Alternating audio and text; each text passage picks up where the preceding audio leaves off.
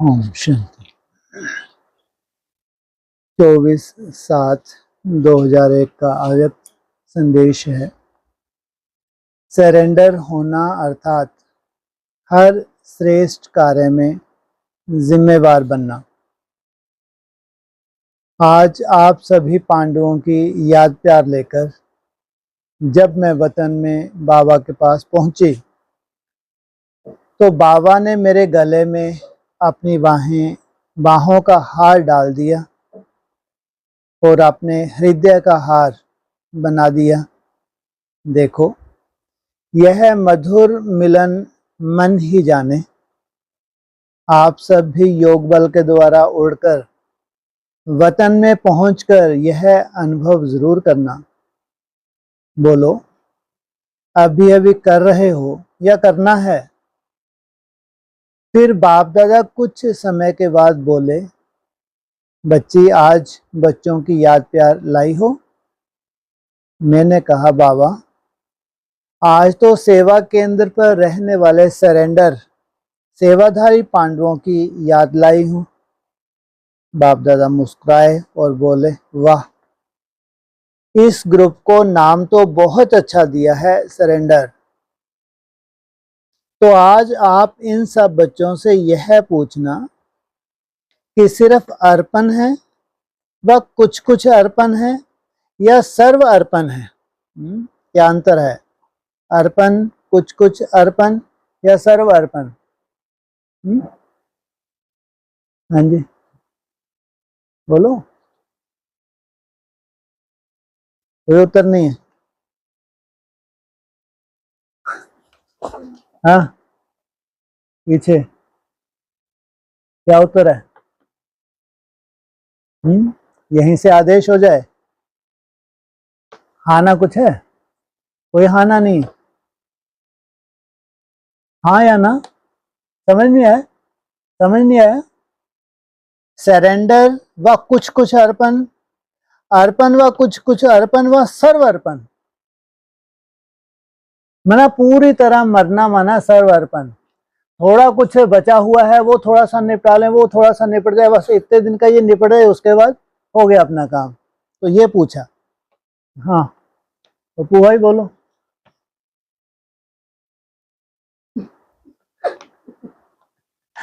बोलो, पूछा है। अर्पण है, कुछ कुछ अर्पण है या सर्व अर्पण, इनमें अंतर क्या है? अर्पण है, कुछ कुछ अर्पण है, सर्व अर्पण है। अर्पण है, हाँ ठीक है, हमने फैसला कर लिया, ये तो हो गया अर्पण। उसके बाद कुछ कुछ अर्पण, जो टोटली हमारा स्वभाव संस्कार है, उसका भी बहुत ज्यादा हमको ऐसा लग नहीं रहा कि जैसा बाबा चाहता है वैसा हो जाए। फिर सबसे बड़ी दिक्कत है सर्व अर्पण, मानो कुछ भी नहीं बचा, जैसा चलाओ, जहां बिठाओ, जो खिलाओ, जो पिलाओ, सर्व अर्पण। तो बोलो, आप सब तीनों में से कौन हो? नंबर 1 हो, 2 हो या नंबर 3 हो? नंबर भी तो होंगे ना। एक है नंबर 1, दूसरे नंबर 2, तीसरे नंबर 3। नंबर 3 कहाँ होंगे? नंबर 3 कहाँ होंगे नारायण भाई? नंबर 3 कहाँ होंगे? 3 कैटेगरी में बांटा। नंबर 3 पहले बोलो, फिर नंबर 2, फिर नंबर 1 पे जाएंगे। हैं जी? घर ग्रस्त में ही पड़े रहेंगे, ये बता रही हैं।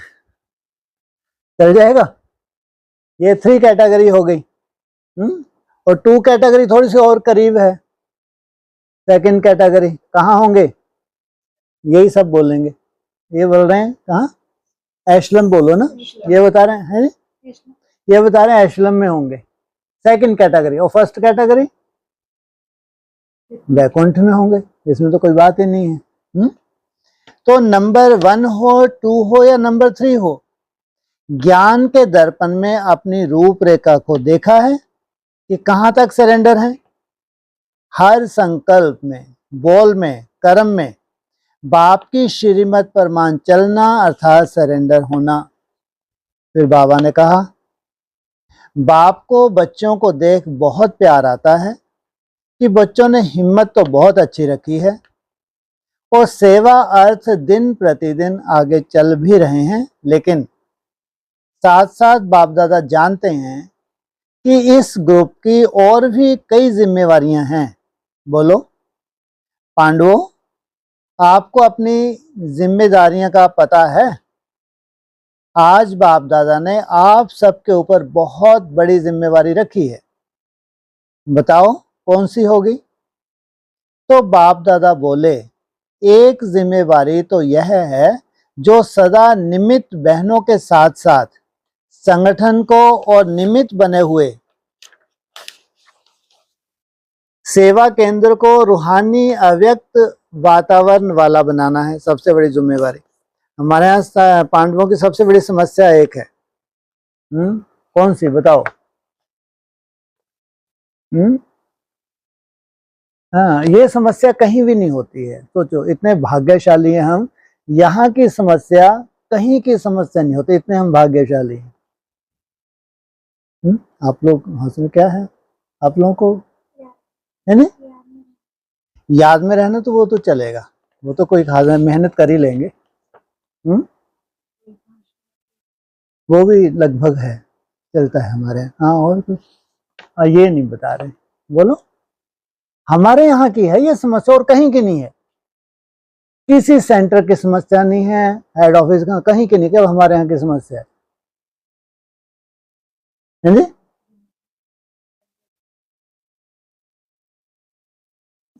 थोड़ा सा डरते हैं।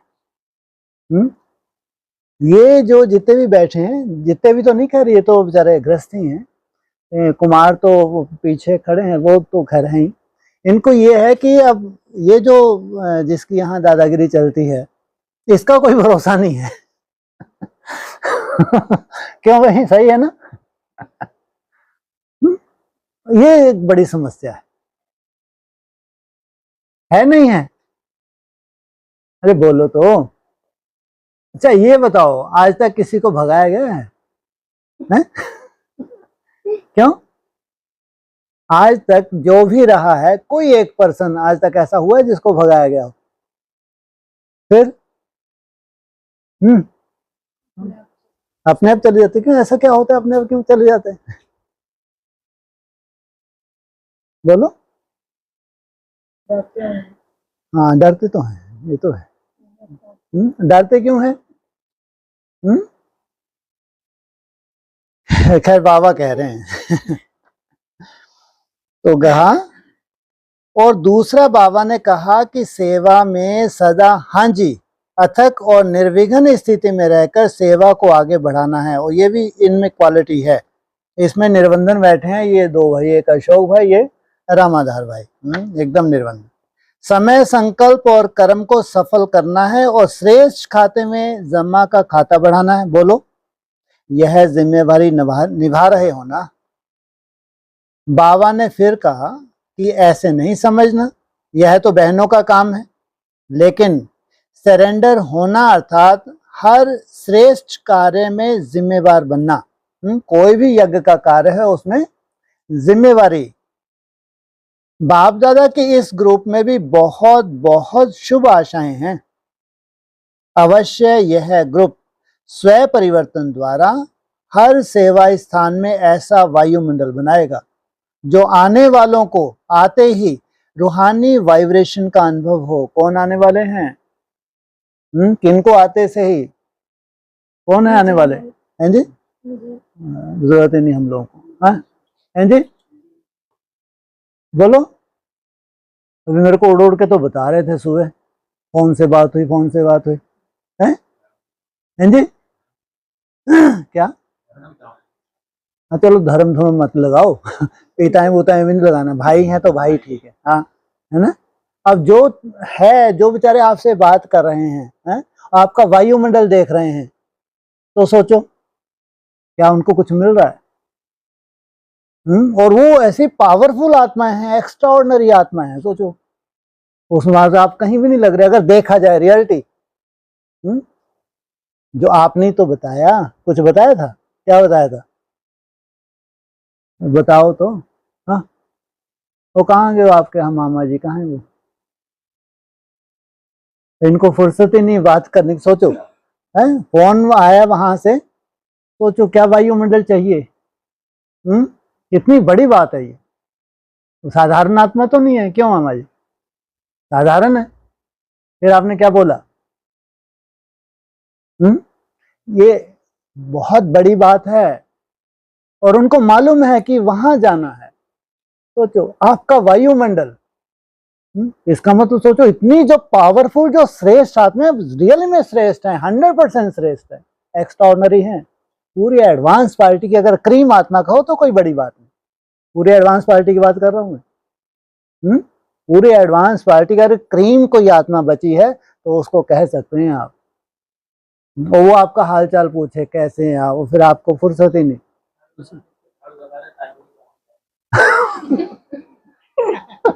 लेकिन नखरे तो देखो। अच्छा बात तो सही है, हमारे फुर्सत का चार्ट बनाना। अरे कितनी बड़ी मुसीबत हमारे सर पे दे रखी है, और शाम को फिर डालना भी है हमको। वाह, बहुत सुंदर। तो ऐसा वायुमंडल बनाएगा जो आने वालों को आते ही रूहानी वाइब्रेशन का अनुभव हो। बोलो बच्चे, ऐसा दृढ़ संकल्प किया है ना। हिम्मत बच्चे, मदद दे बाप दादा, तो मदद पदम गुना हर समय मददगार है ही। पांडवों का साथी पांडवपति सदा साथ ही है। ऐसा कहते हुए फिर बाबा ने कहा कि बच्चे, मेरे पांडवों के लिए आज क्या सौगात ले जाएंगी? तो मैं मुस्कुराई। बाबा ने सेकंड में क्या दिखाया?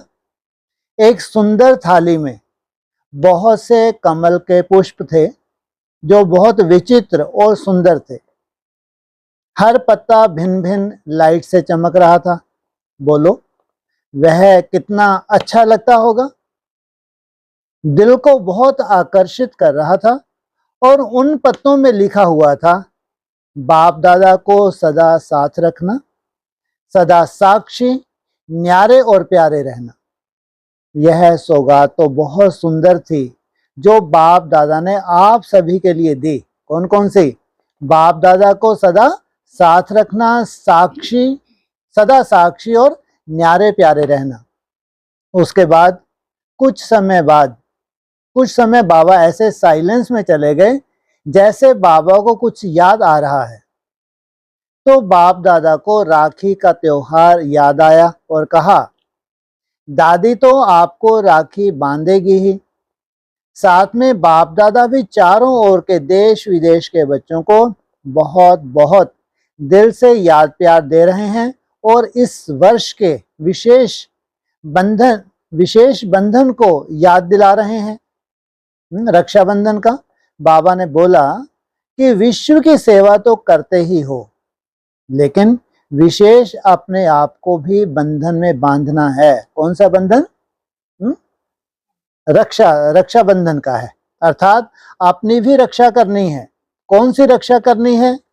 हर समय अमृत वेले से लेकर अपने अनादि आदि और ब्राह्मण जीवन के रूहानी संस्कारों की रक्षा करनी है, अर्थात अपने प्रैक्टिकल चेहरे और चलन में प्रत्यक्ष दिखाना है। और साथ साथ बाबा ने कहा कि बच्चे, बाप दादा को गिफ्ट व खर्चे भी तो देंगे ना। तो बाबा ने बोला कि अपने व्यर्थ नेगेटिव संकल्प, भाव और भावनाएं जो उत्पन्न होती हैं, उनको बाप को देकर मुक्त होना है। क्या क्या? व्यर्थ नेगेटिव संकल्प, भाव और भावनाएं जो उत्पन्न होती हैं, उसको बाप को देकर मुक्त होना है। यह गिफ्ट बाबा को देनी है, और गिफ्ट दी हुई चीज फिर वापस नहीं लेनी है। जो भगवान को दे दिया तो फिर वापस नहीं लेना है। बच्चे बार बार सोचते और प्रतिज्ञा भी करते हैं, लेकिन बार बार फिर संस्कार इमर्ज हो जाते हैं। कारण क्या है? तो बाबा ने सुनाया कि बच्चे सूक्ष्म बीज को परख कर बीज को खत्म नहीं करते। जैसे वृक्ष को ऊपर ऊपर से टाल टालियां काट लेते हैं, लेकिन बीज को खत्म ना करने से सीजन आने पर फिर निकल आता है। ऐसे बच्चों को आगे भी समस्याओं रूपी सीजन आने पर फिर वह फालतू संस्कार इमर्ज हो जाते हैं, और बार बार मिटाने की मेहनत करते हैं। इसलिए इस वर्ष इस रक्षा के बंधन को पक्की पक्की डबल गांठ बांधनी है। बोलो, सभी बच्चों को यह बंधन मीठा लगता है ना।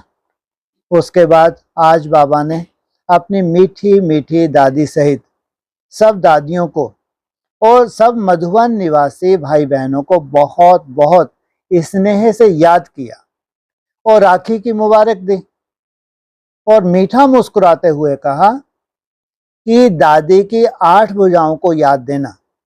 मधुबन, ज्ञान सरोवर, हॉस्पिटल, पीस पार्क, म्यूजियम, संगम भवन, शांतिवन और आबू निवासी व बीके कॉलोनी वाले।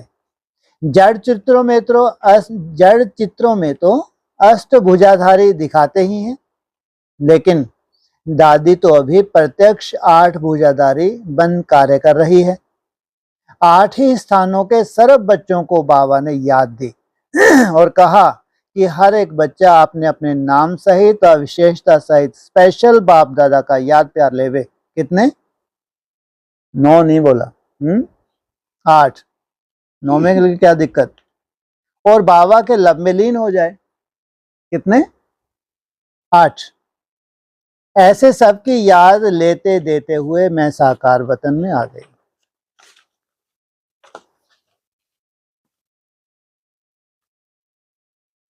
नेक्स्ट है 20/8/2001। ज्ञान, योग, धारणा और सेवा में अलवेला नहीं, अलर्ट बनो। आज भट्टी में आई हुई सर्व कुमारियों की याद प्यार लेकर बाप दादा के पास पहुंची तो बाप दादा ने हमेशा के मुआफिक सामने से दृष्टि देते मिलन मनाया और समाचार पूछा।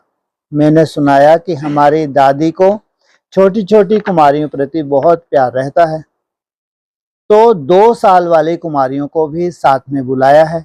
इसलिए यह ग्रुप बहुत बड़ा 2000 तक हो गया है। तो बाप दादा बोले, दादी को चारों ओर का ख्याल अच्छा रहता है, जिम्मेवारी का ताज अच्छा फिट हो गया है। बाप दादा तो सदा निमित्त बनी दादियों को रोज स्पेशल शाबाश बच्ची शाबाश का वरदान देता है, सदा बल और फल देता है। इसके बाद बाबा बोले, इस ग्रुप को तो बाप दादा भी देख देख खुश होते हैं कि किसी भी रूप से, किसी भी भावना से त्याग तो किया ही है, तो त्याग और हिम्मत का फल तो इन सब का जमा है। अब एक त्याग तो किया, लौकिक संबंध, लौकिक दुनिया छोड़ दिया, उसकी बाप दादा मुबारक देते हैं। लेकिन अब त्याग की परिभाषा कितनी लंबी है जानते हैं ना। बच्चों को त्याग करना, क्या त्याग करना है, त्याग किसको कहा जाता है, उसकी स्पष्टता तो बताई ही होगी ना। क्योंकि बाप दादा बच्चों से यही चाहते हैं कि जिस श्रेष्ठ ब्रह्मा कुमारी जीवन को अपनाया है, जो श्रेष्ठ ब्राह्मण जीवन का लक्ष्य रखा है, वह हर कार्य करते स्मृति में रहे। यह सदा चेकिंग हो कि मेरा सोचना, बोलना, चलना, करना लक्ष्य प्रमाण लक्षण भी हैं। किनके लिए है? कुमारियों के लिए। क्योंकि ब्रह्मा कुमारी बनना साधारण बात नहीं है। क्यों साधारण बात नहीं है? हाँ जी, हैं जी। 21 कुल का अपने उद्धार करती है, शास्त्रों में है। कोई रिवाजी टाइटल नहीं है, बड़ी ऊंची पर्सनैलिटी है। इसको साधारण नहीं समझना कि बीके तो बन गई, लेकिन ब्रह्मा कुमारी बनना व कहलाना अर्थात ब्रह्मा बाप समान बनना, हर कदम श्रीमत परमान चलना, अपनी चलन से चेहरे से बाप को प्रत्यक्ष करना। बाप दादा सब मीठे मीठे बच्चों से पूछते हैं, देखने में छोटे हो लेकिन हिम्मत बड़ी रखी है, तो लक्ष्य और लक्षण समान है ना। बाप दादा को इस ग्रुप से विशेष प्यार है। बड़े तो बड़े हैं लेकिन छोटे भी कम नहीं हैं। अवश्य बाप समान बन विश्व के सामने बाप को प्रत्यक्ष करेंगे। यह ग्रुप श्रीमत पर चलने का, पान का बीड़ा उठाने वाला ग्रुप है। ऐसा बाप दादा इस ग्रुप में उम्मीद रखते हैं। सच तो बाप दादा ऐसे स्नेह और दिल से बोल रहे थे, जो सुनकर मैं भी बाप दादा को देखते देखते मुस्कुरा रही थी। वाह बाबा वाह, कितनी उम्मीदें इस ग्रुप में हैं। उसके बाद फिर बाबा बोले, सिर्फ एक बात बच्चों को कान में सुनाते हैं कि कभी भी अलवेलेपन में नहीं लाना। अलवेलेपन में अपने को नहीं लाना कि हम तो छोटे हैं, किया नहीं किया, नहीं। योग ज्ञान धारणा में अलवेला नहीं बनना, लेकिन अलर्ट बनना है। यह सदा सोचो, सदा यही सोचो कि मुझे बाबा के दिल में प्यार का रिटर्न दिल से देने में नंबर 1 बनना ही है। अलवेलापन किस में आता है? अगर छोटी होती है ज्यादातर, किस में अलवेलापन आ सकता है? आता है, हैं जी? कौन सा पुरुषार्थ? हाँ, ट्रैफिक कंट्रोल। सोचो कितनी बड़ी बात है। आ जाता नहीं आ जाता? देखेंगे, कोशिश करेंगे। यह संकल्प स्वप्न में भी नहीं लाना है, करना ही है। कोमलता को छोड़ कमाल कर दिखाना ही है। ऐसे बाबा हर्षित हो बोल रहे थे, जैसे सन्मुख में बड़ी हुज्जत और स्नेह से बोल रहे थे। मैं तो बाबा को देखते ही रह गई। उसके बाद बाबा बोले, बच्ची, मेरे नन्हे से मीठे मीठे रूहानी फूलों के लिए क्या सौगात ले जाएंगी? मैं बोली, बाबा जो आप देंगे। बाबा बोले, बच्ची, ब्रह्मा बाप के दिल पसंद फूल लिली फ्लावर रजनीगंधा थे, तो आज इन बच्चों को इन फूलों की गिफ्ट बाप दादा दे रहे हैं। तो बहुत सारे फूल एक सुंदर ट्रे में रखे हुए थे। हर एक फूल के ऊपर चमकीला पाउडर भिन्न भिन्न रंगों का डाला हुआ था, जो बहुत अच्छा चमक रहा था। और डाली उसकी लंबी होती है और एक डाली में बहुत फूल लगे हुए होते हैं। ऐसे ही वतन में इमर्ज हुए तो हर एक फूल की डाली पर लिखा हुआ था, सदा संगठन, सम्मान और स्नेह को अविनाशी बनाना। क्या क्या? संगठन और सम्मान और स्नेह को अविनाशी बनाना। ऐसे फूलों की डाली हर एक को बाप दादा ने गिफ्ट में दी, और हम आप सबकी याद देते व लेते हुए साकार वतन में पहुंच गई। अच्छा, ओम शांति।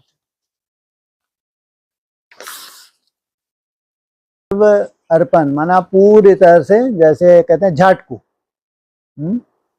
आए, कुछ सोचा नहीं, पूरी तरह जाके झाटकू हो गए, माना ये है संपूर्ण समर्पण। अब समर्पण की जब बात आती है तो थोड़ा थोड़ा माना कुछ ना कुछ, कई बार कोई जिम्मेवारियां भी होती हैं, है ना, तो जिम्मेवारियों को ही निभाना होता है, तो वो कई बार सोचना पड़ता है, तो वो कैसे चलेगा, वो कैसे होगा, फिर वहां होगा नहीं होगा। ये अर्पण माना ज्ञान बुद्धि में बैठ गया हमारे, हमको बाप का बन के रहना है, ये है अर्पण। जब हमारा कोर्स होता है, जब हम भगवान को पहचान लेते हैं, भगवान आया हुआ है, तो मोस्टली ज्यादातर क्या होता है, क्या हो जाता है? अर्पण हो जाते हैं, है ना। उसके बाद फिर कुछ ना कुछ सबकी अपनी अपनी परिस्थिति होती है, एक सी परिस्थिति नहीं होती। इसमें सबसे ज्यादा अगर कोई कहो, बाबा ने किनको निर्बंधन बताया है? पांडवों की बात हो रही थी, हैं जी? कुमारों को, कितनों से उत्तम, हैं जी? 700 कुमारियों से, ब्राह्मणों से उत्तम, 700 ब्राह्मणों से उत्तम। क्यों? वो निर्बंधन है, कोई उनके पास बंधन नहीं होता। अगर उनकी बुद्धि में आ गया, उनके अब ना कुछ आगे होता है ना पीछे होता है, इसने पूरी तरह समर्पित वो कर सकते हैं। ये सबसे बड़ी गिफ्ट है कुमारों के लिए। अब जो गृहस्थी में है तो उनको तो कुछ ना कुछ अपने जो जिम्मेवारी होती है उनको भी निभाना होता है।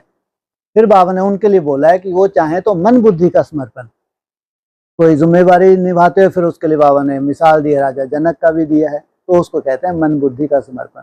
बाकी कुमारों के लिए सबसे बड़ी गिफ्ट होती है संगम युग पे पूरी तरह क्या हो सकते हैं, समर्पित हो सकते हैं। और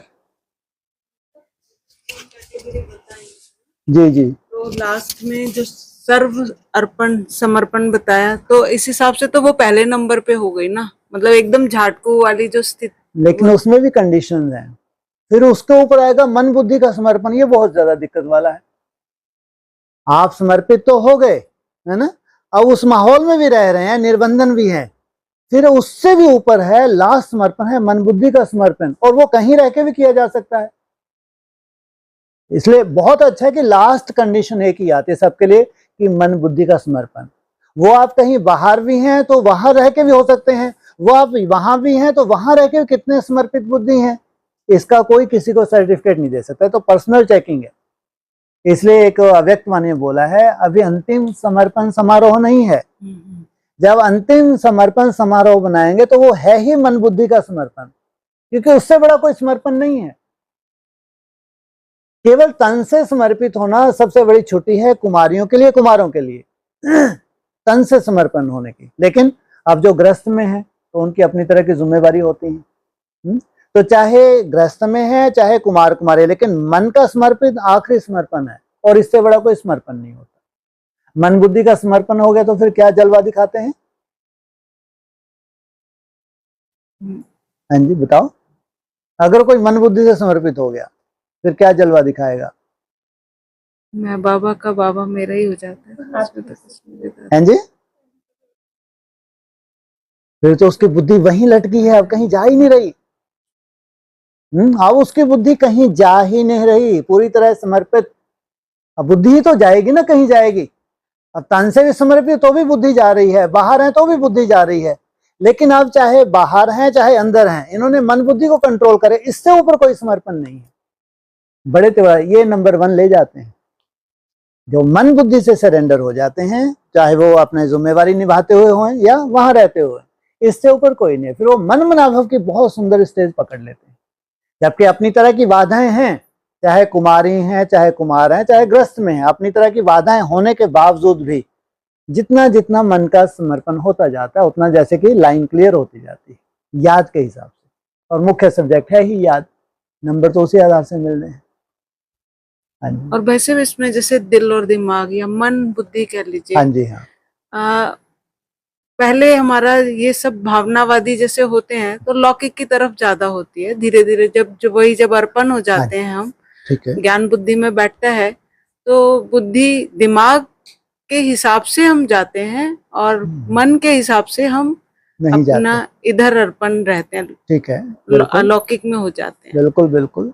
और तो उसमें जैसे लौकिक में दिमाग से काम करते हैं कि भाई ठीक है इतना, और सब कुछ कर्तव्य वाली स्थिति आ जाती है, तो उसमें हम अपने आप को अर्पण समर्पण कितना बोलेंगे हम उस चीज में? वो तो अपनी खुद की चेकिंग है ना, वो अपनी परिस्थिति की भी देखनी होती है। कई बार कुछ ऐसी परिस्थिति भी होती है कि हम परवश हो जाते हैं।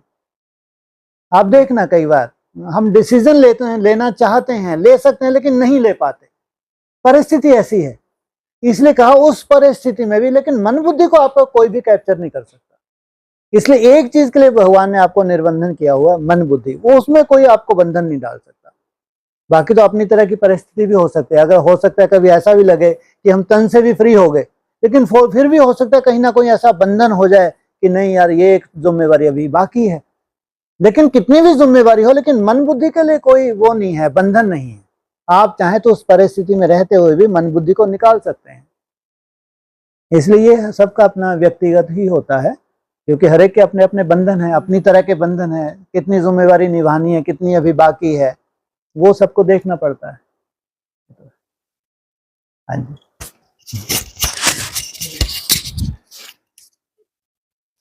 हाँ जी। मन बुद्धि से समर्पण है,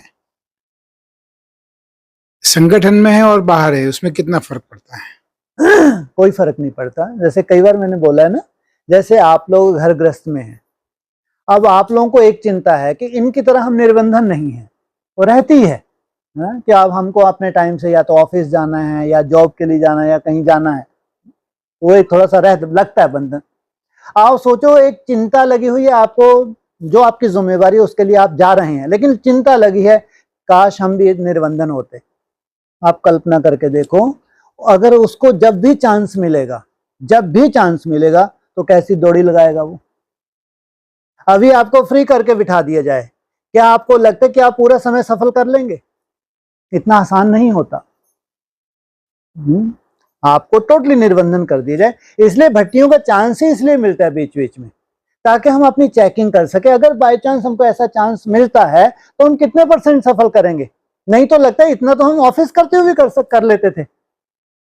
हमने मान लो समर्पित में कर दिया अपने को, है ना, और फिर हमने बैठ के देखा यार बुद्धि तो अभी भी जा रही है, इतना जितना मैं यहाँ करो इतना वहां रह के भी कर लेता था, मतलब ही क्या निकला। इसलिए ये नहीं हो सकता कि समर्पण से ही सब कुछ है। हाँ, जैसे जैसे आप वहां रहते हुए उसको डिटैच हो रहे वो ज्यादा वैल्यूबल है। इसलिए राजा जनक का जो मिसाल दी है, माना अपनी जिम्मेवारी को निभाते निभाते डिटैच रखना, वो ज्यादा वैल्यू। फिर आपको जब भी चांस मिलेगा आप बहुत फायदा उठाएंगे, क्योंकि आप जैसे कि तड़प रहे थे, कब हमको चांस, और चांस मिला तो उसमें आप बहुत सफल कर लेंगे। माना बाहर रह के अगर कोई सफल कर पा रहा है तो सोचो फिर समर्पित होकर कितना सफल कर सकता है वो। ये कंडीशन। हाँ जी।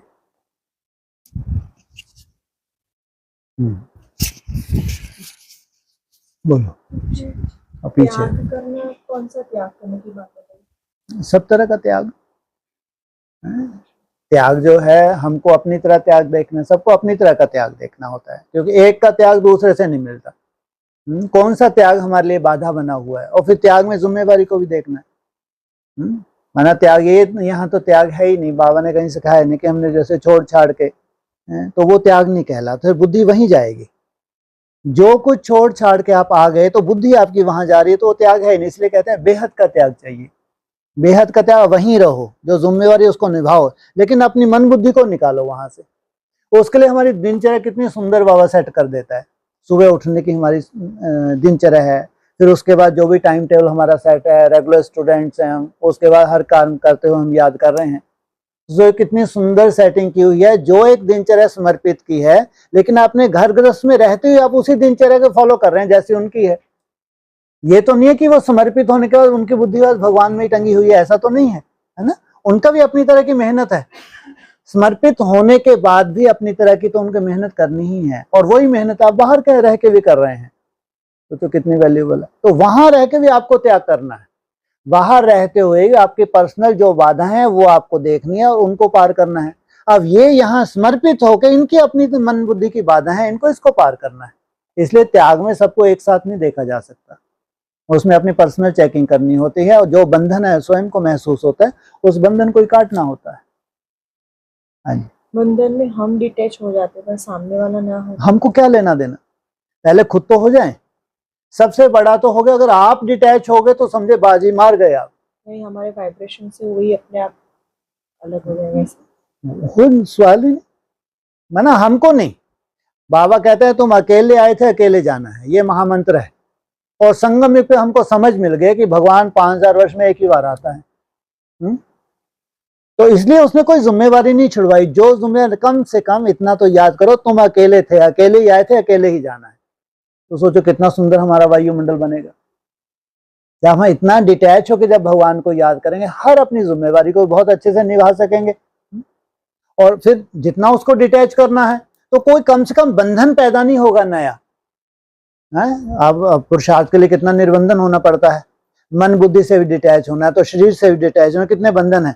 लेकिन कम से कम कोई बंधन नया पैदा ना हो जाए कि मालूम मन बुद्धि वहां बंध गई हमारी, पहले तो वहां से फ्री थे, अब वहां बंध गई, वहां बुद्धि बंध गई, तो वहां से डिटैच होते जाना, ये है सबसे बड़ा आगे चल के समर्पण ही कहेंगे आगे चल के। इसलिए आप जितना स्वयं डिटैच होते हैं उतना ही भगवान भी मदद करता है। वो आपके लक्ष्य के ऊपर डिपेंड करता है कि आप लक्ष्य कितना बड़ा है आपका। वैसे तो हमारे जन्म में तो कितने सारे लोग आते जाते हैं कर्म के हिसाब से, तो हमें कैसे पता चले कि इनसे डिटैच होना है? हमको जरूरत भी क्या है ज्यादा डिटेल में जानने की, है ना। और वो अपने आप कर्म के हिसाब से तो आएंगे ना हमारे कर्म के हिसाब से भी आ रहे हैं तो पूरी दुनिया तो हमको प्रभावित नहीं कर सकती, है ना। ये हमेशा ध्यान रखना, कर्म के हिसाब से आ रहे हैं, ये यात्रा है और हम अपनी यात्रा पे चले जा रहे हैं। अगर हम साक्षियों के अपनी यात्रा में जा रहे हैं तो ऐसे साइड सीन्स तो आएंगी और जाएंगी। कोई भी साइड सीन से कभी भी प्रभावित ना होना, यह है हमारी यात्रा। हमारा एक लक्ष्य है, एक निश्चित लक्ष्य को लेके हम चल रहे हैं। जब निश्चित लक्ष्य है तो बीच में साइड सीन है ये, तो उनसे प्रभावित होना, तो ये तो कमजोरी हो गई। इसलिए कहा जो मुख्य अगर कोई रिस्पॉन्सिबिलिटी है वो है आपकी जो रचना है, वो सबसे बड़ी रिस्पॉन्सिबिलिटी। जो रचना हमने रची है उसके प्रति हमारी जो जिम्मेवारी वो एक है मेन। बाकी उससे भी धीरे धीरे मन बुद्धि से डिटैच होना है, फिर तो कोई बचा ही नहीं है। जब यहाँ तक समझ मिल रही है कि कमल पुष्प समान हमको जीवन बनाना है, तो उसमें ही बाबा फिर कहता है जितना जितना तुम बाप से अटैच होते उतना ही डिटैच होते हैं इनसे। बाबा जैसे कि हमारी जिम्मेवारी निभाता है, बाकी और तो कहीं बंधने की बाबा बंधने देता ही नहीं है, या इतनी समझ हमको दे देता है कि अब बंधने का समय नहीं, अब तो डिटैच होने का समय है। जितना डिटैच होंगे, हल्के होंगे, उतनी कमाई कर सकेंगे। हाँ जी। और तो ये कर्म के लेन देन जो बनते हैं वो कुछ पिछले जन्मों का हिसाब होता हाँ हाँ बिल्कुल बिल्कुल बिल्कुल 100%, 99 नहीं। अभी कर्म बंधन काटने का समय है, अभी ना बंधने ना बांधने का समय नहीं, अभी कट करने का समय है। कि जितने बंधन बनते हैं उतना पुरुषार्थ कैसा होगा, वैसा नहीं हो सकता। जैसे एक पक्षी होता है, कैसे उड़ता है, तो विहंग मार्ग की सेवा सोचो, एक पक्षी जितनी सुंदर कर सकता है उतना ये कहीं फंसा हुआ व्यक्ति वो तो नहीं कर सकता ना। अभी वर्तमान समय तो निर्बंधन होना समझो सबसे बड़ा एक गिफ्ट है। जो शरीर के बंधनों से डिटैच हो गया, मन बुद्धि से डिटैच हो गया, समझो भगवान की गोद में पहुंच गया। तो ये समझ केवल और किसी धर्म में नहीं है, ध्यान रखिए, तो और किसी धर्म में विनाश हो ही नहीं रहा है ना। हमारे यहाँ सबसे बड़ा विनाश हो रहा है, सामने विनाश कर रहा है, तो फिर कहाँ बनने का सवाल ही नहीं। हाँ जी पीछे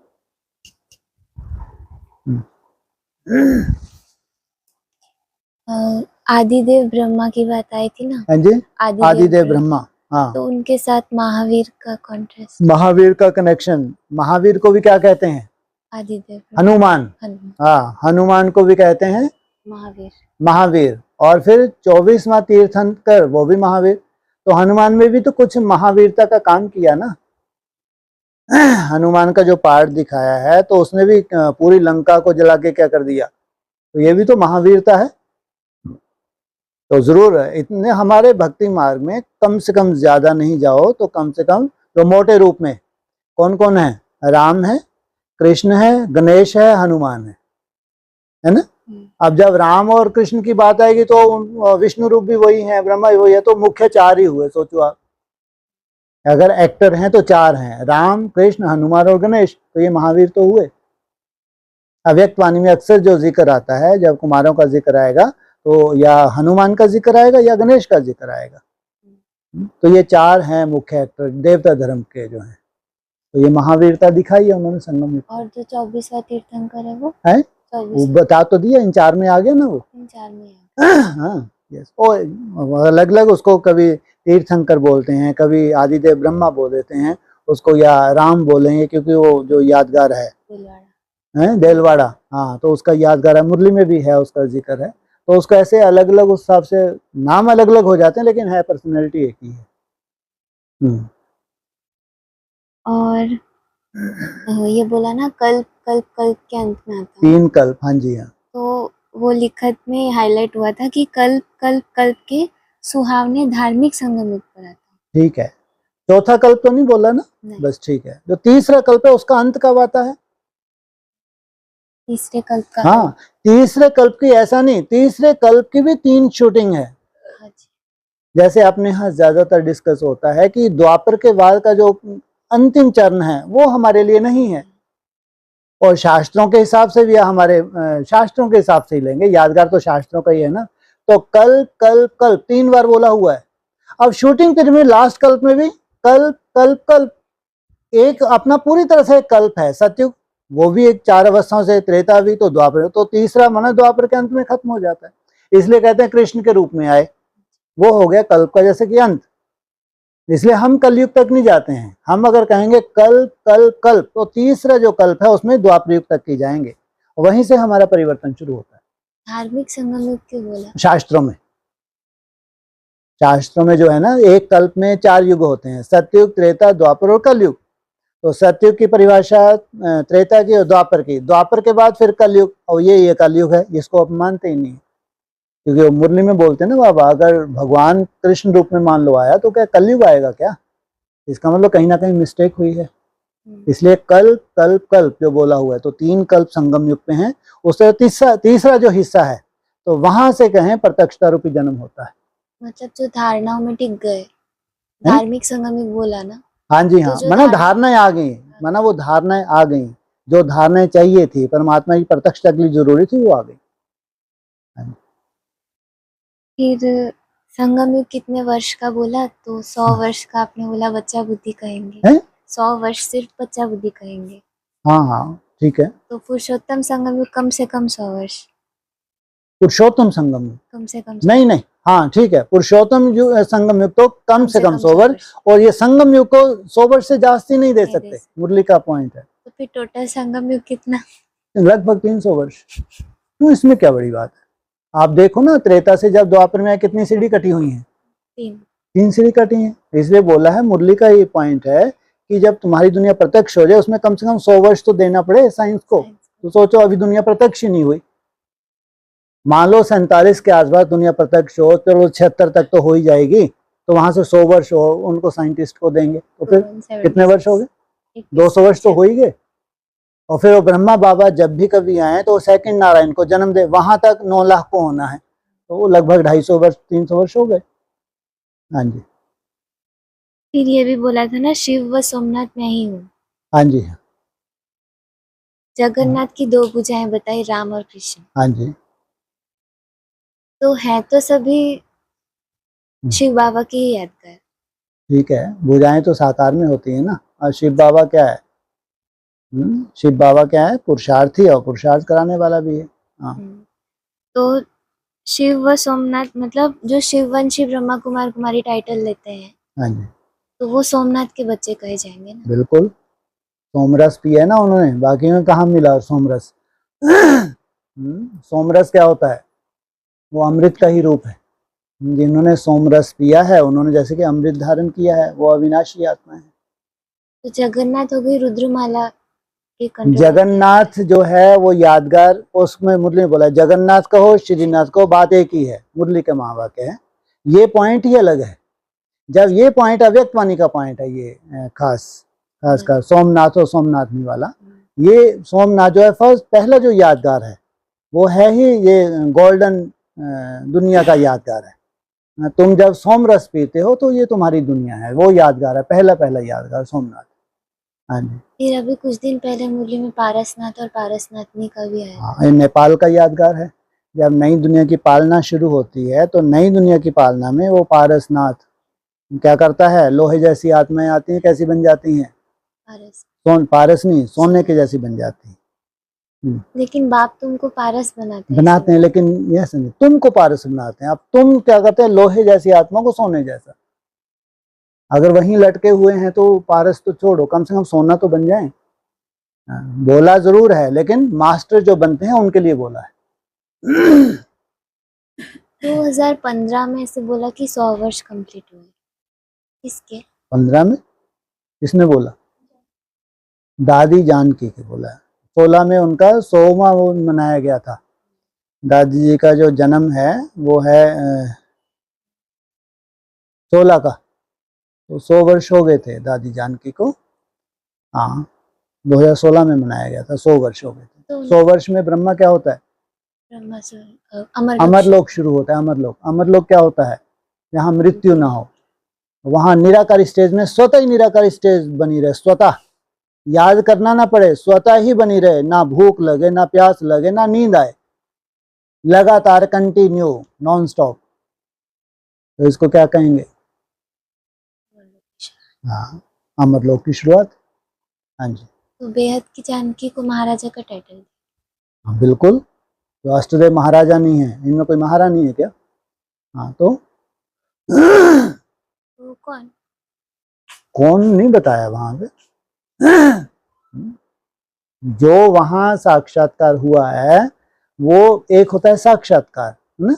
साक्षात्कार को कंटिन्यू होने में, जैसे आज ब्रह्मा बाबा को साक्षात्कार हुआ, तो उन्होंने खूंटी पे जो दिख रहा था वो उनको धारण हो गया था। लेकिन तुम बच्चे प्लस में आए, सब बोल दिया गया, लेकिन जो खूंटी पे उनको दिख रहा था, तो वो तो उनके लिए तो निश्चित था ना।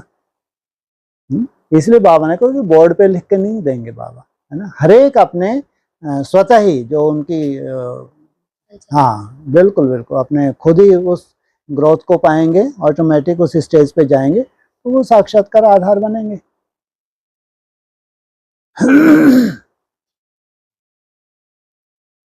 हो गया। हाँ जी, हाँ जी। अब ये चर्चा की ना कि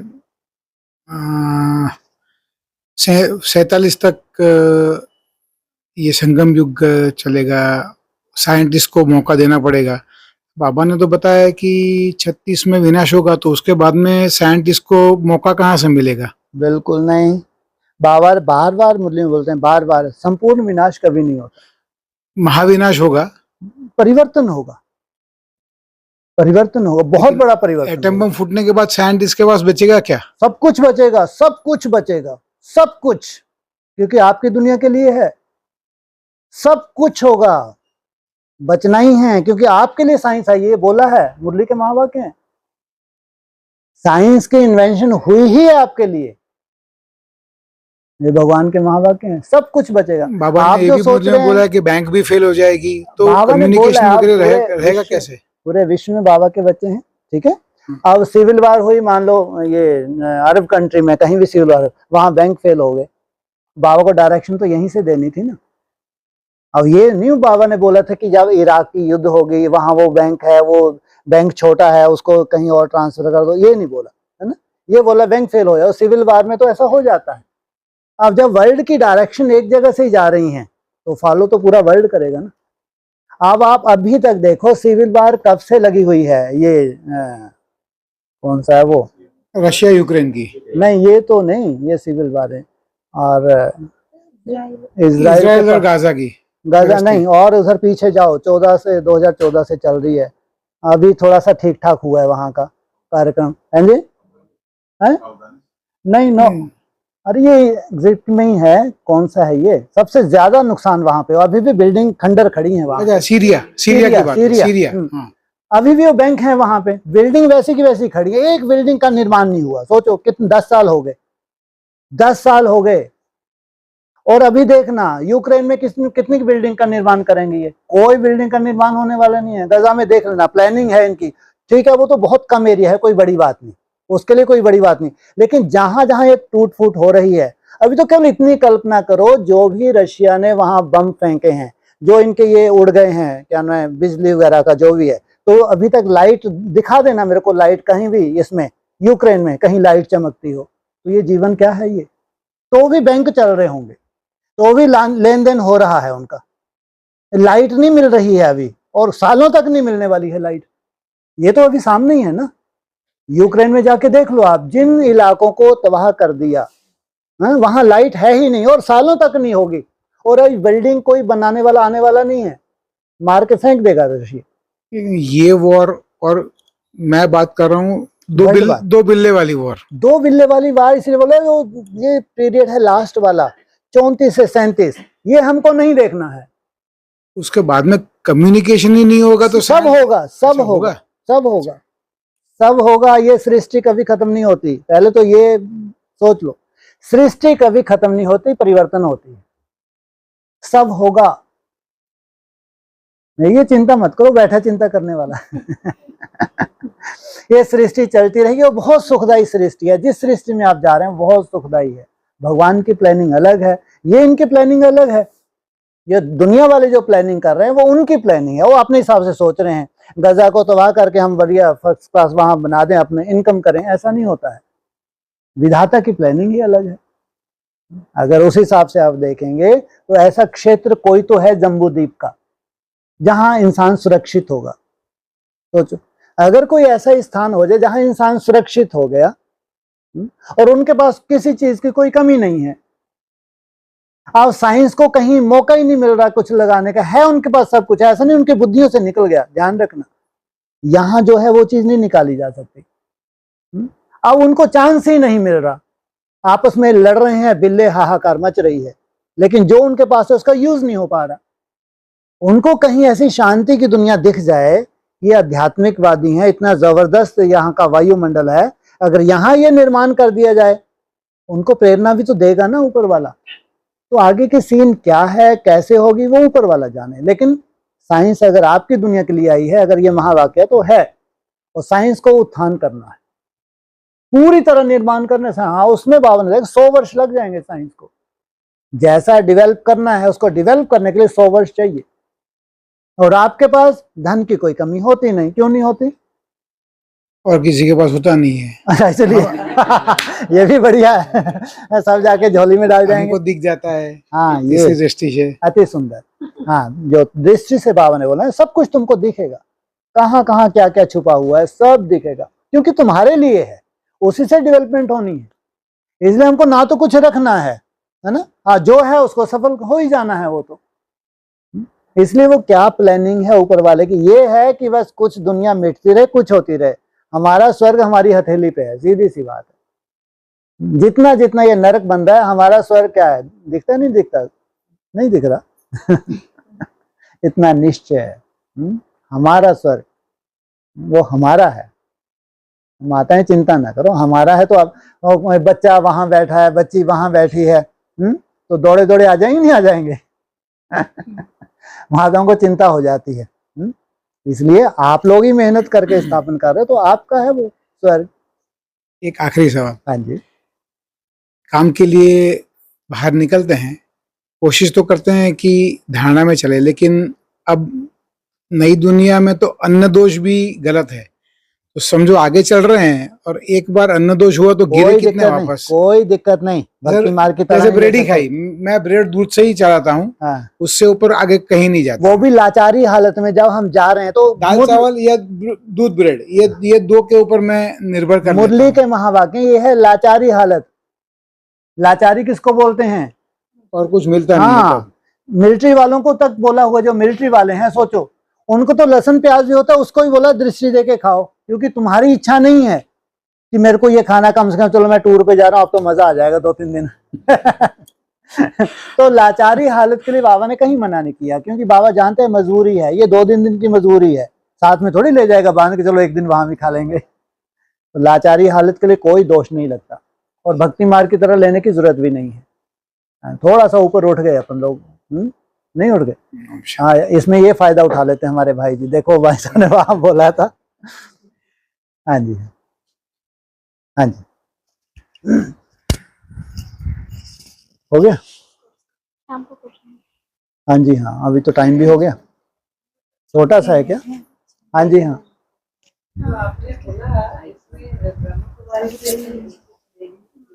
हाँ जी, जब उनको ये पता चला कि विनाश होगा तो इतना डिप्रेशन में चले गए, हाँ। जॉब वॉब छोड़ के कमरे में बंद करके सुसाइड करने का ऐसा कंडीशन कि ये बेच दो, ये बेच दो, संभाल के रख दो, ये जब ऐसा मौका आएगा हम लेके भागे। अरे जाओगे कहाँ? तो ये चीजें भी कभी कभी और हो जाती बहुत हैं। धारणा वाले लोग, ऐसा नहीं है कि बिल्कुल। धारणा नहीं है। अभी आपको नहीं मालूम, अभी जो सीन आने वाले हैं, खासकर ब्रह्मा कुमार वाले, तो बहुत बड़ी आफत है बेचारों के लिए, बहुत बड़ी आफत है। इनको ये इतना निश्चय है कि 100 वर्ष का संगम युग है, 100 वर्ष का संगम, आप 10 वर्ष ही बचे हैं। अब दिक्कत परेशानी है कि 10 वर्ष में सब कुछ मिटना है, तो हम इसको करें तो क्या करें? अरे तुमको सर पे रख के ले जाओगे ना, ये उनकी बुद्धि में नहीं आ रहा कि भगवान को याद कर पाओगे, सब जगह सेफ्टी है। सोचो, ये सिखाया ही नहीं जा रहा उनको। मना उनको ये सिखाना चाहिए कि सोचो सिंध हैदराबाद में कितनी बड़ी सिविल वार हुई, कैसे वो सुरक्षित रहे, और सुरक्षित नहीं केवल इंडिया में, कैसे वो सुरक्षित आ गए। सोचो, बाल भी किसी का बांका नहीं हुआ। ये पढ़ाई नहीं, बस वो तो उनको उल्टा नोच रहे हैं। अब बहुत अच्छा मौका मिल गया उनको तो। हाँ, मतलब वो बोलते हैं आप बेच दो और बेच के हमको दे दो सारा, क्या करना है? फालतू ऐसा बातें है। कर रहे हैं, ऐसा बहुत कर रहे हैं। बिल्कुल, ये- हम तो फिर भी ये कहें चलो उनका भाग बन जाएगा। कोई चिंता वाली बात नहीं, भगवान को जैसा जिसका लेना है। लेकिन परिवर्तन बहुत बड़ा होगा, बहुत बड़ा परिवर्तन होगा। जो फाइनल वर्ल्ड वार है ना, उसमें जो एटॉमिक शक्ति का प्रयोग होगा, वो कोई छोटी मोटी बात नहीं, और वो होना है। वो ऐसा स्टेशन है जिसको नहीं टाल सकता, कोई नहीं टाल सकता। ऐसे इनमें भूत प्रवेश होने हैं, वो सबसे बड़ा एक कारण है। सिविल वार कोई बहुत बड़ा कारण नहीं है, ध्यान रख, कोई वैल्यू नहीं है। ये आपकी पाकिस्तान के साथ वार हो, कोई वैल्यू नहीं। चाइना के साथ भी हो जाए तो भी कोई ऐसी, ठीक है, सेट हो जाएंगे, 50 साल पीछे चले लेकिन हो जाएंगे। लेकिन जो वर्ल्ड वार है, ये खतरनाक है। उसमें एटॉमिक शक्ति का प्रयोग ये कोई नहीं सहन कर सकता, कोई नहीं सहन कर। सिविल वार सब सहन कर ले, हो रहा है वहाँ क्या सीरिया में सालों साल हुई, तो भी बिल्डिंग खड़ी है, भूत भटक रहे हैं वहाँ, भूत प्रेत ढेर ढेर, क्यों लाश ही लाशें हैं वहाँ पे, जीवन ही नहीं है, लेकिन तो भी खड़ी हैं बिल्डिंग। लेकिन जो एटॉमिक शक्ति का प्रयोग होगा इसका कोई इलाज नहीं। ये तो अब केवल सफाई होनी है, और ये बहुत पॉपुलेशन कम बचनी है। कम पॉपुलेशन बचेगी तो एक छोटा सा एक तब तक स्वर्ग का मॉडल तैयार हो जाएगा और नई सृष्टि शुरुआत हो जाएगी। बाकी ये ठीक है, जो ब्रह्मा को अपनी जगह है, लेकिन सच्चाई तो ये है, अब जब जाना ही है तो जाना तो जाना है, क्या ले जाओगे साथ में। लेकिन ठीक है, वैराग अपनी जगह होता है, लेकिन अब कैसे सफल का ये अपनी अपनी तरह की बुद्धि चलाते भी हैं, इसको कौन कर सकता है। वो कहते हैं मिरुआ मौत मलू का शिकार, इनको तो बहुत अच्छा शिकार मिलेगा। जैसे से वार बढ़ेगी खूब शिकार मिलना है उनको, अपना अपना पार्ट है। कल ऐसे मेरा एक मीटिंग था, उसमें एक दमन से भाई आए थे, तो मेरा गाड़ी देखा, मीटिंग खत्म हो गया, वो ब्रह्म कुमारी। मैंने कहा हाँ ब्रह्म कुमारी। तो बोले कहाँ जाते हैं, बोले मैं तो अरुणा दीदी को जानता हूँ, वो मुझे अच्छे से जानते। मैंने बोले आप वहाँ जाते, मैंने कहा नहीं मैं नई दुनिया जाती हूँ। तो बोले ये क्या है, तो मैंने कहा एडवांस पार्टी सुनी है, बोला वो क्या है, तो मैंने कहा तो मैं तो वो ज्यादा ही आगे उसके कूद गई आगे। कुछ। तो मैंने कहा हमारा तो 2 बजे से शुरू कर देते हैं। Right. तो बोले आप तब से जगी हैं, मैं बोली हाँ मैं तब तब से जगी हैं। जगी हूँ। तो बेचारे बोले मुझे समझा, मैंने कहा इतने छोटे में मैं आपको समझा नहीं सकती, आप फिर मिलिए मुझे। ठीक पर है। अच्छा था, मतलब उनको पता ही नहीं है कि नहीं उसके मालूम। आगे भी कुछ चीजें मैं हैं। तो कह रहा हूँ ना, हमको कैसे यहाँ भेजा ऊपर वाले ने, वो तो उसी की कोई प्लान होगी। अदरवाइज हम भी पर्दे के पीछे बस अपनी धुन लगाओ भैया, अपना आनंद लो। ये इस सच्चाई को हम बहुत पहले से घोट चुके हैं, क्योंकि सबका अपना अपना पार्ट है, चाहे एडवांस है चाहे बेसिक है, बस अपनी धुन चला लो, बस यही काफी। इसलिए हमारा कभी कोई लक्ष्य रहा ही नहीं था। ठीक है, बाबा को यहाँ जो भी एक ड्रामेबाजी, एक ड्रामे ही है ये यहाँ कोई ऐसा रूपरेखा बनानी है, भविष्य की कुछ रूपरेखा होगी, उसकी नूंद होगी भविष्य की, वो बाबा जाने। लेकिन हम लोग तो बस ऐसा लग रहा था कि पर्दे के अंदर गुप्त रूप में बस जितना सजा सको अपने सजा लो। बहुत मुश्किल से मौका मिला है, 5000 वर्ष में एक ही बार आपको समय मिलता है। सोचो, एक ही बार 5000 वर्ष में आपको मौका मिले तो उसमें कितना आपको पावर्स धारण करनी चाहिए। हमको तो फुर्सत ही नहीं है किसी को देखने की। और ये बाकी ये सच्चाई है, जो पूरी दुनिया की जो स्टेशन बन रही है अब सब देख रहे हैं। अभी जो स्टेशन बन रही है, मेरे को लगा 3 महीने में कैसी स्टेशन बनेगी किसी को नहीं मालूम। सोचो आप, 3 महीने की बात कर रहा हूं मैं। अपन कह रहे हैं ये आने वाला 2 बजेगा, 2 बजे कैसा 2 बजेगा कोई नहीं, आप लोगों को मालूम नहीं है। तो फिर कल्पना करके 3-4 बजे क्या स्टेशन होगी, इन कठपुतलियों की क्या हालत होगी। इसलिए कि जो पागल टाइप के जो बैठे हैं, सोचो अमेरिका का राष्ट्रपति पागल, टोटली पागल व्यक्ति, ये क्या ड्रामा अनुसार ही है ये? नहीं, ये हकीकत है। ऐसी कठपुतली ही चाहिए, यही विनाश करवा सकते हैं। इनको है मंदबुद्धियों को बिठाओ आप, तो सोचो बिल्कुल सिचुएशन ही वैसी बन रही है, कोई इलाज ही नहीं है ना। ये अपने पांव पे कुल्हाड़ी मारने वाले हैं, ये कोई इलाज नहीं है। तो ये भी ड्रामा अनुसार ही है। इसलिए जो कुछ भी हो रहा है नथिंग न्यू, साक्षियों के देख। हाँ, अपनी बैटरी जितनी चार्ज कर सको, जितना भगवान को याद कर सको, हमारे लिए तो अच्छा है। जितनी स्थिति परिस्थिति बनती है और उल्टा ही हमको क्या हो, बाबा के और करीब जाते हैं अपन को। बाकी परिस्थिति है वो अपनी जगह है, और उसमें अकल्याण किसी का नहीं है। परम धाम का गेट खुलना तैयारी है, हम लोगों को सूक्ष्म वतन जाने की तैयारी है। सोचो, जो 5000 वर्ष में हमको दिन नहीं दिखे, वो हम दिन देखने जा रहे हैं, कितनी खुशी की बात है। ये कल्पना करके देखो, 5000 वर्ष में कभी भी हमको चांस नहीं मिला सूक्ष्म वतन जाने का। कितनी बड़ी बात है ये, इसकी हम कल्पना भी नहीं कर सकते कि इसी शरीर से रहते रहते हम वो नजारा देखेंगे जो 5000 वर्ष में नहीं मिला हमको। ये है खुशी की बात। ये पर्सनल नहीं है, नहीं तो ऐसा कर जो आपके लिए है, आप तो निर्बंधन है, सब 35 साल हो गए करते हुए। हाँ सही तो है। हाँ हम तो इसलिए जिस परिवार में डिस्कस कर रहे हैं वो भी कुछ ना कुछ कर रहे हैं, सो नहीं रहे। ब्रह्मा कुमारी की तरह लगे हैं, ऑलरेडी लगे हैं, मेहनत कर रहे हैं। इसलिए बाबा भी क्या करता है, नीचे जाओ, चलो हटो हटाओ बाल्टी, क्या चाहिए, परिवार चाहिए। तो जो ऊपर तक भी परिवार चाहिए, इनको भी जब अकेले हैं क्या करना है आपको परिवार ना। उनको भी परिवार चाहिए। वैकुंठ में बिना परिवार के कोई वैल्यू नहीं है, स्वर्ग में बिना परिवार के कोई वैल्यू नहीं, कहीं कोई वैल्यू नहीं है बिना परिवार के। सोचो, परिवार तो चाहिए ही चाहिए। सोचो। वही सोच के हम पीछे चला रहा है। हम भी क्या हैं, कठपुतलियां हैं। हमारा पिछले जन्म का भाग्य है, इस जन्म का नहीं कह सकते, पिछले जन्म का भाग्य है, पिछले जन्म की तपस्या है ये। जो भी प्लान बाबा का मिल रहा है, प्लान के अनुसार बाबा चला रहा है, तो ये अपना भाग्य ही कहेंगे। पर वो भी लास्ट समय पे चांस मिलना कितनी बड़ी बात है। 33 साल तो है ही नहीं हमारे, हैं बहुत हैं, 40 वर्ष तो बिल्कुल लिख दो हैं। संगम युग तो 300 वर्ष क्यों है भाई, 100 वर्ष है हमारे नहीं, पास। ये ऐसे नहीं। है देख। 100 साल पक्का जीवन है। मैं ऐसे और अगर आप इतना नहीं जिए ना 100-150 वर्ष, तो कोई वैल्यू ही नहीं है। क्यों बैठे हैं यहाँ पे, खाओ ना, आसान मसाले खाओ, आराम से मिर्ची विर्ची ढंग से खाओ पियो जाओ। ऐसे बोली मैं वो इनकी बात मेरे को अच्छी लगी। हाँ, अरे मरने का हमारी दुनिया में कोई रोल ही नहीं है। मरने वाले होते तो यहाँ क्यों बैठते हम। दुनिया मरे तो मरे, मरने के लिए ढेर के ढेर हैं।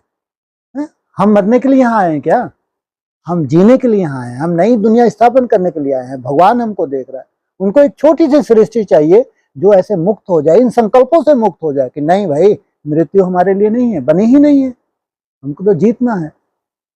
हाँ जी, जिंदगी तो 100 नहीं 150 साल जिएंगे, पर जो 33 साल के बाद जो फरिश्ता उड़ने वाला जो हम देखते कि हम भी कहीं जाएंगे, हाँ। इसकी बात है। अब ये देखो, ये अच्छी बात है।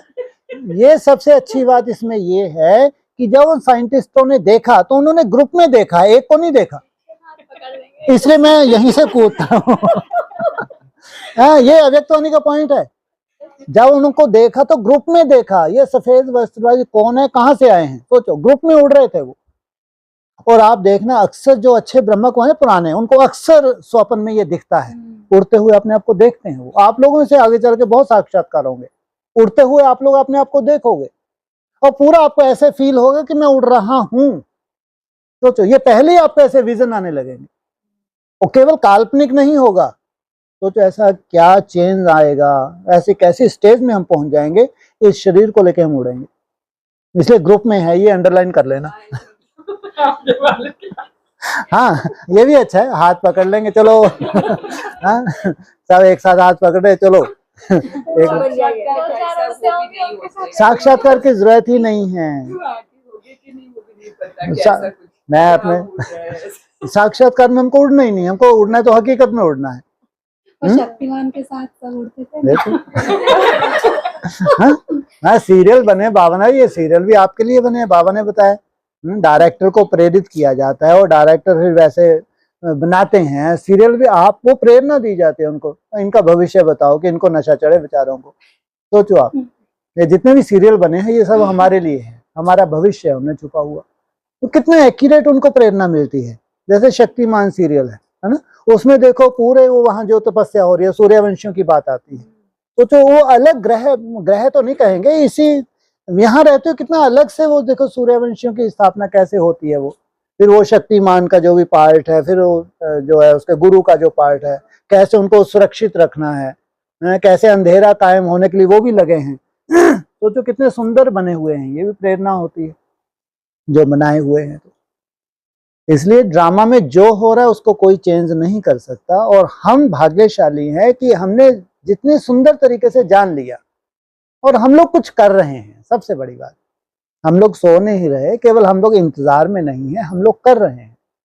तो जो कर रहे हैं ऐसे आशावादी हो तो सोचो भगवान को कितनी खुशी होती है। ऐसे ही तो कुछ बच्चे चाहिए बाबा को। जब पूरी सृष्टि का परिवर्तन होने जा रहा है, कोई ऐसे सुंदर आशावादी हो जिनको लगे कि नहीं है वास्तव में अगर भगवान की ये इच्छा है तो हम नई सृष्टि का निर्माण करेंगे। तो कितनी बड़ी बात है। ओम